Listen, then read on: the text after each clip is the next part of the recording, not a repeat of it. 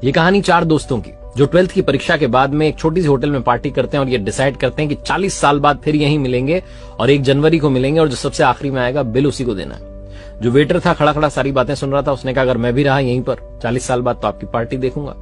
40 साल बाद पहला दोस्त पहुंचता है उस होटल में जो कि 5 स्टार होटल बन चुकी थी। वो वेटर मालिक बन चुका था। वो कहता है पहचानने के बाद कि मनीष जी आइए बैठिए, मैंने आपको पहचान लिया, मैं अब यहाँ मालिक बन चुका हूं, मैं वही वेटर हूं। मनीष कहता है क्या बात है।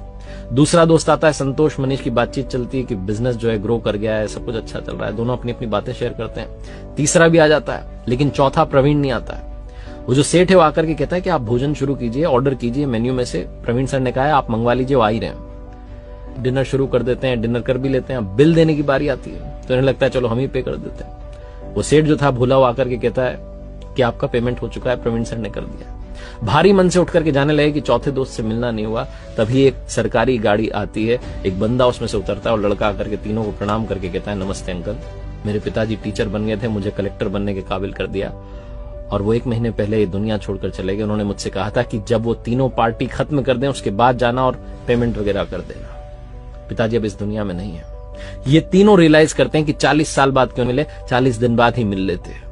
अपनों से मिलते रहिए इससे पहले कि कोई आपका अपना आपको छोड़ के चला जाए, क्योंकि आदमी पानी का बुलबुला है।